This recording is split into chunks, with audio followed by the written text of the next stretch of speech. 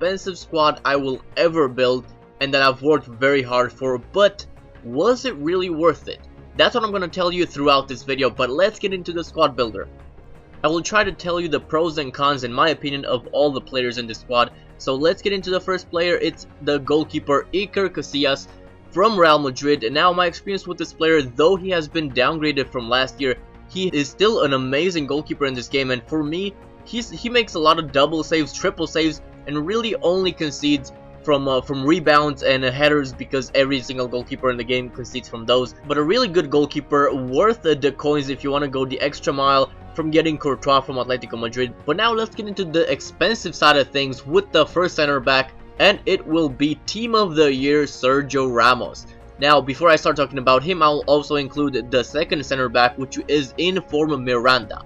Now that I have both here, I want to talk about them, because first of all, when it comes to Team of the Year, people have been asking, why would you even get them if you're going to get handicapped? So the question is, did I get handicapped using these players? Heck yes! Now I'm going to talk about this. So, Inform Miranda and Team of the Year Sergio Ramos.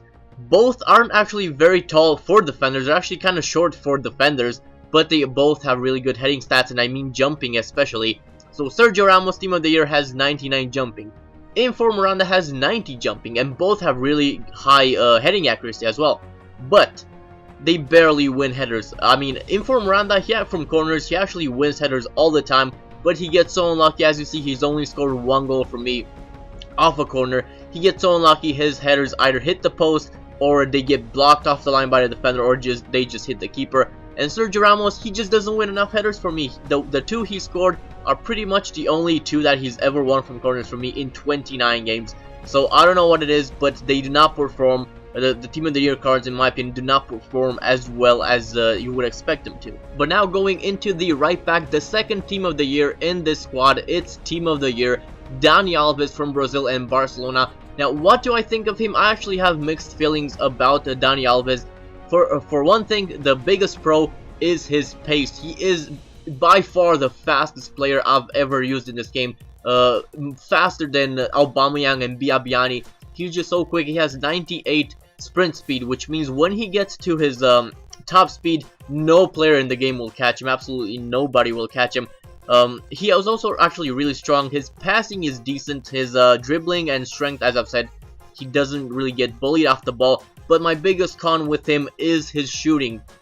Now, he has really good shot power and really good long shots. It's 88 long shots, as the same as for 88 long passing, but his passing is by far better than his shooting. His long shots are just so bad, he just doesn't make a good contact with the ball, so he cannot put all that 90-something power behind the shot. So that's what my disappointment with Dani Alves, only his shooting. Other than that, he actually has been very amazing for me.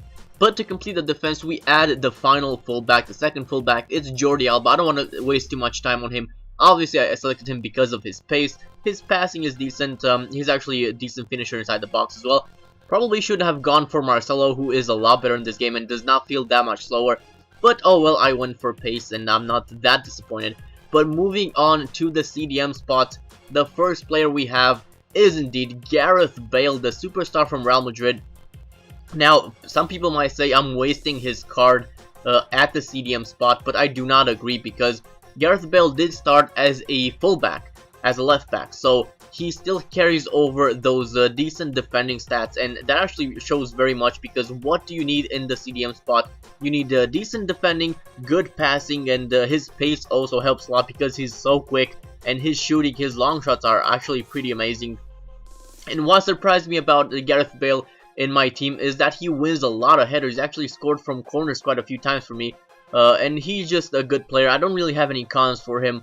I'm not playing him as a striker. I don't think he would be a good striker, but at CDM I'm actually pleased with him. Maybe I wouldn't prefer his high medium work rates, but he's not naturally CDM, so I can digress.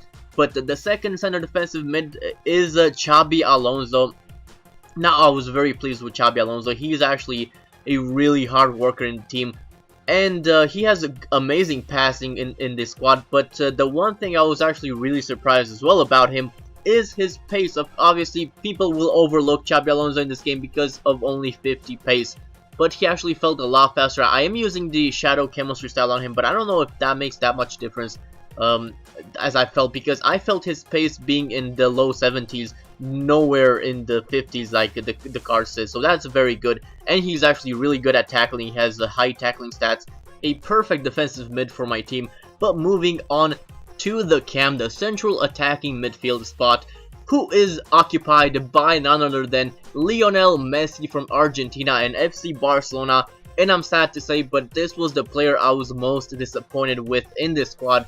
For one thing, his pace and dribbling should make up for his lack of strength, but for me, they really didn't. The biggest thing about him is his lack of consistency. Ironic, because he's one of the most consistent player in real life, but in the game, some matches he just wouldn't do anything. He couldn't even pass it right, and being the attacking midfield in this squad, we really rely on him for any attacking move, because everything goes through the midfield. So he does have, when he decides to turn up, he does have really amazing shooting. Inside the box, he will convert it most of the time if he's not having a bad game. His finesse shots with his left foot obviously are actually really good as well from outside the box. His long shots are also pretty good. As you see, the chemistry style I'm using on him also has some pace, just because his sprint speed is 90, but it feels so much lower. Like, he does have that bursting acceleration, but once he gets to his top speed, he does slow down, and it feels much lower than 90, and defenders just catch up with him, and because he's weak, they just bully him off the ball. So I needed that extra pace, but I don't think it helped much. However, when he does have a good match, he is the man of the match. It's an amazing card, don't get me wrong, but do not expect him to be as good as in real life. Now we go to the right mid, and we find Lionel Messi's friend and enemy at the same time, from Real Madrid but from Argentina, Angel Di Maria. And this player, I only have good things to say about him, bar one thing, but I'll start with the pros first. First of all, amazing pace, dribbling, just really good to have on that wing. Second, his passing, his crossing, because he's in form, his crossing is in the 90s, and it really feels that it's very high. His shooting, his finesse shots from outside the box with his left foot are out of this world. He just curls it around the defenders and around the goalkeeper, and they're just beautiful to see. But that brings me to the biggest con that Di Maria has. It's his weak foot. His 2-star weak foot really comes into play, because being on the right side, he cannot, when you try to cross it, you cannot cross with the right foot, because it just won't be accurate. In real life, he actually does Rabonas when he crosses from the right side to not use his weak right foot, obviously. So that's a class player in real life, but unfortunately in the game, the weak foot is the only thing keeping Di Maria from being an extraordinary player. So you will have to do with him only being an amazing player. But now we get onto the left side of things, and you know what's coming. It's Cristiano Ronaldo from Portugal and Real Madrid. And he is my favorite player in this squad. He does everything right. I will have to say, for pros, everything. For cons, nothing. He is the perfect player. He has the pace, he has the dribbling, he has the shots, he has the passing. He can head the ball. He can really head the ball.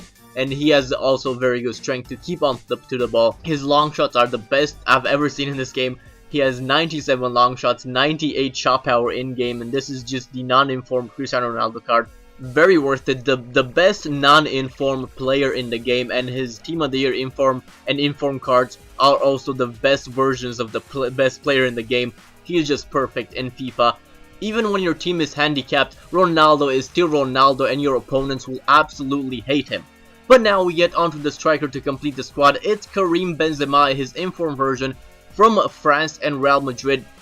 Now do not be fooled by those goals and those stats, because he has been so disappointing for me. He does not feel fast, he does not feel strong. He is a poacher though. If you have him inside the box, unmarked and just away, you know it's going to be a goal. His heading is actually decent compared to informed Balotelli stats. Balotelli, when you look at his card, he actually has lower heading stats than Benzema, but he's so much better at it. Benzema was just kind of disappointing for me, and if I were to build the squad again, I would probably go for Diego Costa, because he is OP as shit. But as I was saying, Benzema just really not that good. He is a poacher. He has missed so many opportunities, even though he has a lot of goals for me, more than appearances. But a lot of games I lost just because Benzema could not finish his chances. But guys, that's been the squad I've worked so hard for. A lot of trading, especially during the Team of the Year. And my final verdict, it's a good squad if FIFA didn't work the way it does. I'm getting so handicapped in this matches. Players that would have 99 ball control make the most hideous first touches, and you just know it's handicap when you hit the post 20 times in one match. Your opponent gets one chance and they put it away. Unfortunately, that's how FIFA works, but I've had a lot of fun with the squad, and I hope you guys enjoyed the squad builder. I am going to leave you with some goals now. Leave it a like if you enjoyed the squad builder. I've been Shade. Thank you for watching. Goodbye.